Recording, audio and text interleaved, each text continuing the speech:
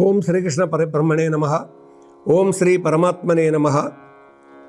కృష్ణ పరమాత్మ బోధిస్తున్నటువంటి అనేక అంశాలలో అర్జునుడు ఎట్లాగూ యుద్ధం చేయాలి, ధర్మయుద్ధం చేయాల్సిందే, ధర్మ కర్మ ద్వారా విజయాన్ని సాధించాల్సిందే.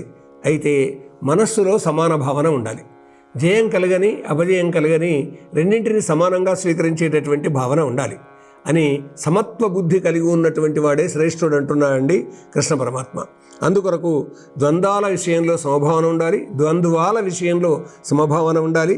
శీతోష్ణాలు, సుఖదుఖాలు, జయాపజయాలు, మానవమానాలు వీటన్నింటినీ సమానంగా భావించాలి.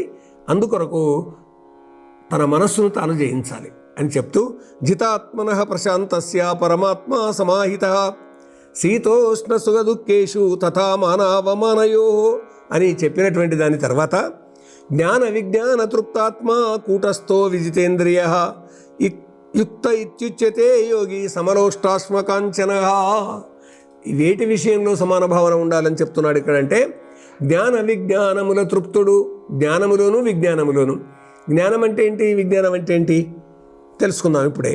జ్ఞాన విజ్ఞానముల తృప్తుడు, నిర్వికారుడు, జితేంద్రియుడును, మట్టి స్వర్ణము రాయి సమముగా చూడ యోగారూఢుడందురు. మట్టిని కానీ బంగారాన్ని కానీ రాయిని కానీ మూడింటిని సమానంగా చూసేటటువంటి మనస్తత్వం కలిగి ఉన్నటువంటి వాడు అతడు యోగారూఢుడు అవుతాడు, అంటే ఆత్మానుభవం పొందినటువంటి వాడు అవుతాడు అని అంటున్నాడండి. ఈ మూడింటిని సమానంగా చూసేటటువంటి ఈ దివ్య గుణము ఎవరికి ఉంది ఒకసారి ఆలోచించండి. ఒక్కసారి రామకృష్ణ పరమహంసను మనసులోకి తెచ్చుకోండి, ఒక్కసారిగా కదిలిపోతాం. ఈ ప్రపంచమంతా ఆయనకు బ్రహ్మమయంగానే కనిపించింది. కాబట్టి ఒక గొప్ప వేదాంతి అయినటువంటి అలాంటి రామకృష్ణుని యొక్క శిష్యుడు స్వామి వివేకానందులు భారతీయ వేదాంత తత్వాన్ని ప్రపంచానికి ఆ విధంగా అందించారు. కాబట్టి జ్ఞాన విజ్ఞానముల తృప్తుడు. మనిషి ఏ విధంగా తృప్తి పొందుతాడు అని అంటే జ్ఞానం చేత, విజ్ఞానం చేత. జ్ఞానం ఏంటి? శాస్త్రం చెప్పింది జ్ఞానం, పెద్దలు చెప్పింది జ్ఞానం, పుస్తకాలలో ఉన్నది జ్ఞానం. కాబట్టి శాస్త్రం చేత, గురువుల చేత తాను విన్నది ఈ జ్ఞానం అంతా మనిషిలోకి ఉంటుంది. మరి విజ్ఞానం అంటే ఏంటిది? పెద్దలు దీనికి వ్యాఖ్యానం చేస్తే ఏమన్నారంటే, ఎందుకంటే జ్ఞానయోగం విజ్ఞానయోగం రెండూ ఉన్నాయండి భగవద్గీతలో. జ్ఞానయోగం అంటే ఒకరు చెప్పింది తాను విని నేర్చుకున్నది జ్ఞానయోగం కిందకి వస్తుంది, జ్ఞానం కిందకి వస్తుంది. మరి విజ్ఞానం అంటే తాను విన్నది ఆచరించి అనుభవంలోకి తెచ్చుకున్నది అది విజ్ఞానం అవుతుంది అండి. అంటే ప్రాక్టికల్ నాలెడ్జ్ అన్నమాట. అంటే ప్రయోగాల ద్వారా తను అనుభవించిన దానిని, అనుభూతి చెందినటువంటి దానిని విజ్ఞానము అనాలి అని గీతాచార్యుల మతం అని వ్యాఖ్యాతలు నిర్ణయించారు. అందుకొరకే అటువంటి వాడు ఎలా ఉంటాడు? నిర్వికారుడు, అంటే కూటస్థుడు. అంటే ఏది వచ్చినా కానీ నిర్వికారంగా చంచలత్వం లేకుండా ఉంటాడు. అయితే ఒక్కోసారి ఎట్లా ఉంటుందంటే ఊరు మీద ఊరు పడ్డా కర్ణం మీద కాకి వాలలేదు, చీమ కుట్టినట్టయినా లేదు అనేటటువంటి విధంగా కొందరిని గురించి కదలకుండా మొద్దుగా అట్లాగే కూర్చుంటే వాళ్ళని గురించి అంటుంటారండి. అంటే ఏ పని ఎప్పుడు చేయాలో అది ధర్మబద్ధమైనటువంటి పని అయితే తప్పకుండా ఆ పని అప్పుడు చేయాల్సిందే. అందుకే నిర్వికారంగా ఉండాల్సిందే. నిజమే, ప్రధానికి ఉరుకులాడడం, పరుగెత్తడం, ఎగిరిపడడం లాంటిది. అందుకే ఒక సామెత చెప్తుండారంటే, ఏమీ లేని విస్తరి ఎగిరెగిరి పడుతుంది, అన్నీ ఉన్న విస్తరి అణిగిమణిగి ఉంటుంది అని. ఎందుకు ఈ సామెత వచ్చింది అంటే గాలిట్లా వచ్చే వరకల్లా ఏమీ లేని విస్తరి ఎగిరెగిరి పడుతుంది, కానీ గాలి వచ్చినా ఏది వచ్చినా అన్నీ ఉన్న విస్తరిలాగా మనిషి అదే విధంగా నిశ్చలంగా ఉంటాడు. అతడే కూటస్థుడవుతాడు, అతడే నిర్వికారుడవుతాడు, అతడే జితేంద్రియుడవుతాడు. అటువంటి వ్యక్తి మనస్సులో మట్టిని చూసినా అదే భావన, బంగారాన్ని చూసినా అదే భావన, రాయిని చూసినా అదే భావన. కాబట్టి మట్టి స్వర్ణము సమలోష్టాశ్మకాంచన, సమానత్వ భావన కలిగి ఉంటుంది కాంచనం విషయంలో, కాష్టం విషయంలో, మట్టి విషయంలో. అందువల్ల ఈ విధంగా ఉన్నటువంటి వ్యక్తి యోగారూఢుడు అవుతాడు, అంటే యోగాన్ని అందుకుంటాడు, అంటే యోగం మీద తాను కూర్చుంటాడు అని.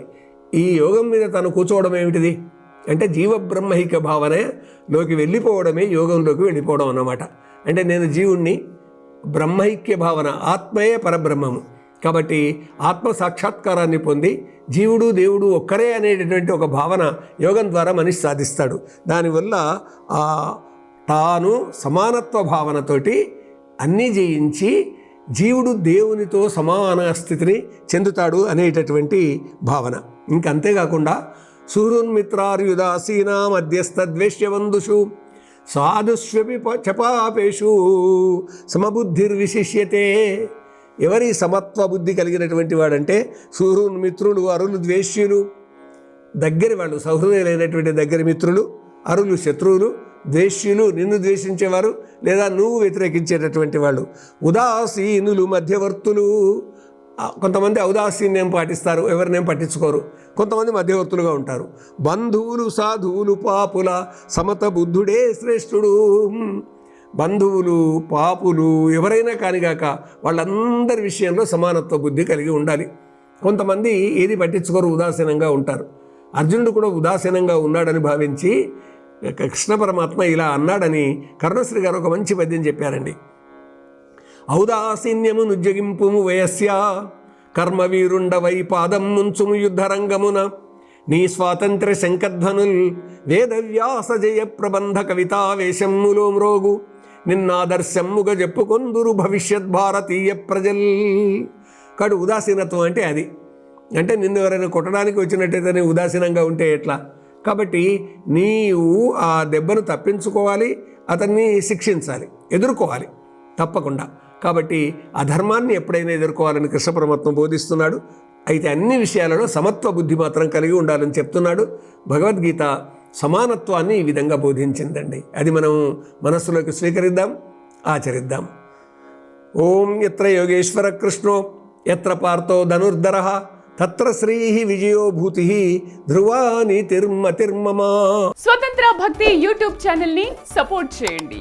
మీకు ఈ వీడియో నచ్చితే లైక్ చేయండి, మీ స్నేహితులకు శ్రేయోభిలాషులకు షేర్ చేయండి, మీ అభిప్రాయాలను కామెంట్ చేయండి, సబ్స్క్రైబ్ చేయడం మాత్రం మర్చిపోకండి.